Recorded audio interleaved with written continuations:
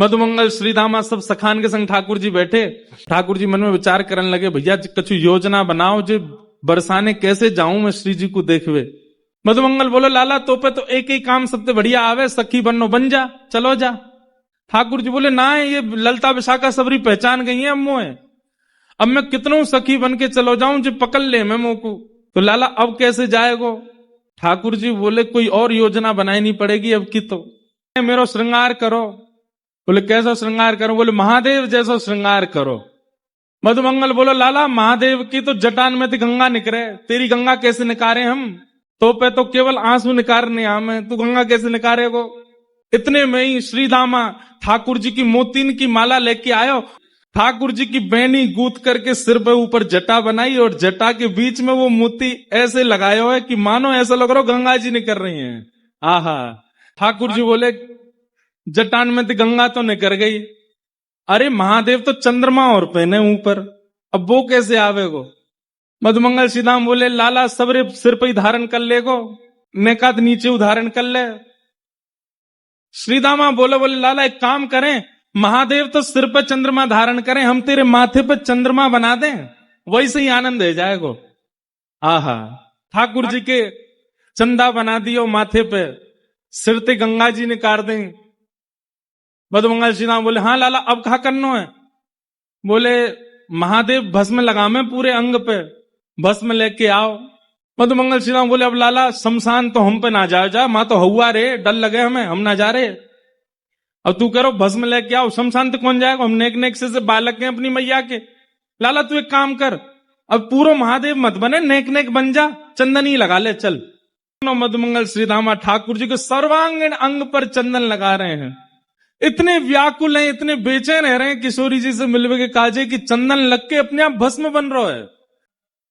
ठाकुर जी के लर निकल आई, माथे पे सुंदर चंद्रमा धारण कर लियो, अंग पे मलियागिरी चंदन की भस्म लगा ले और दर्पण कैसा लग रहा हूं?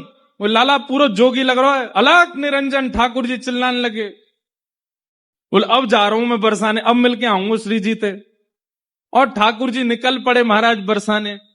बरसाने में जैसे ही प्रवेश किया, बरसाने में जाते ही ठाकुर जी घर घर के बाहर जामे, अलग निरंजन जोर जोर से चिल्ला में। सबरी सखी निकल निकल के आमे। बोले, कौन आयो आज?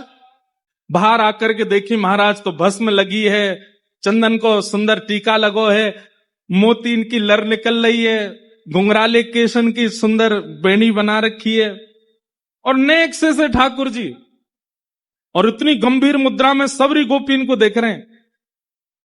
गोपी बोली, कौन को लाला है भैया? कहां थे? वो तो लाला लग रहा हूं मैं जोगी हूं, बहुत बड़ा हूं, मेरो कद काटी छोटा बात यो मत सोचा, मैं लाला हूं, भविष्य बताऊं मैं सबन को। सब गोपी बोली, बाबा तुम भविष्य बताओ। ठाकुर जी बोले, हम भविष्य बता में, पूछ लो कहा पूछनो, जो पूछोगी सब बता देंगे। एक गोपी आई, बोली, मेरो ब्याह कब होएगा यो बता दो। ठाकुर जी बोले, हाथ दिखा, तू तो कुआरी रहेगी जीवन भर, तेरो ब्याह ना होएगा, ऐसी चली जाएगी तू। बोले, काय गुना? बोले, बगल में नंदगांव है। बोले, हाँ। मां नंद जी को लाला है? बोले, हाँ। वाकू 21 प्रणाम रोज करे कर, तेरो ब्याह है जाएगो।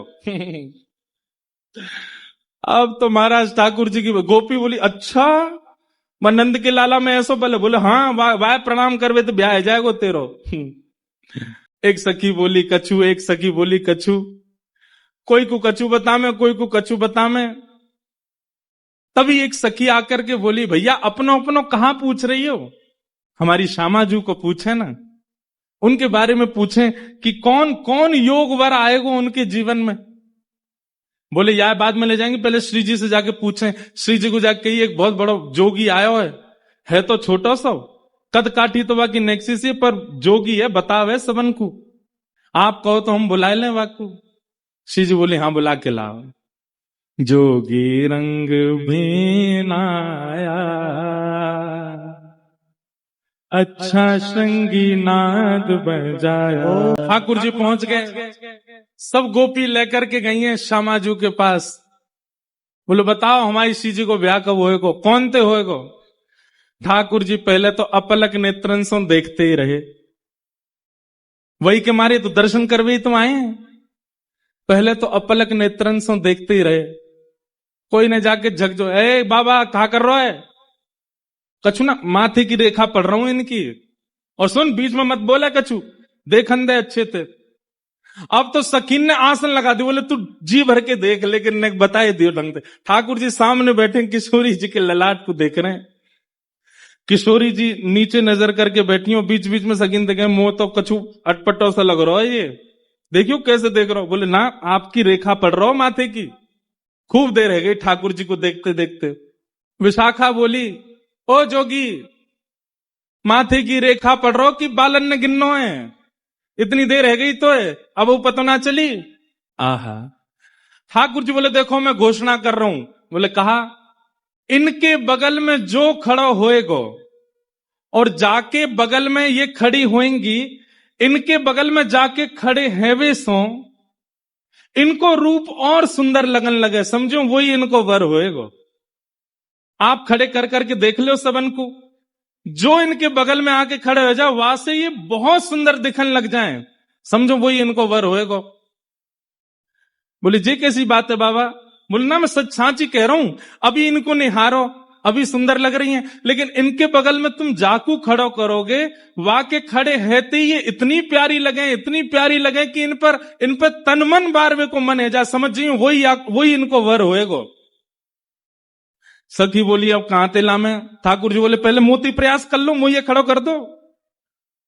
सखी बोली तेरे आसरे ठीक ना है लग रहे। ठाकुर जी बोले अच्छा तुम सबरी सामने आ जाओ, मैं जाके नेक बगल में खड़ा रहूं, नेक देखो तो सही एक बार कहा होएगो। हाँ हाँ। सोहे बाम भाग में प्यारी, मानो अर्धंग सवारी। ठाकुर जी बगल में आके खड़े है गए और सबरी सखी सामने खड़ी हैं। जैसे ही ठाकुर जी बगल में आके खड़े हुए तो कहा भयो, युगल बिहारी जैसे ही संग में आए, उनकी छवि को देख करके जितनी सखी सब मूर्छित है कि वहीं गिर गए। मोहन मंत्र फूंक दे मारी, सब ब्रज मोहिनी डारी। रोकवे टोकवे वारी सबरी सखी तो मूर्छित है गई, केवल श्यामा श्याम खड़े। ठाकुर जी ने तुरंत मोती वोती निकाल लिए, केश खोल लिए, अपनो स्वरूप ने दिखाया, श्री जी मैं आया हूं, कैसी योजना बनाए के आए करो हैं, कहां बन के आ गए। बोले जोगी बन के आया हूं। सब सखी मूर्छित है गई और श्यामा श्याम को अद्भुत मिलन भयो। अब ठाकुर जी नंदगाम जा रहे हैं मिलके, और कैसे जा रहे हैं, जोगी छवि बाबरो डोले, राधे राधे राधे बोले।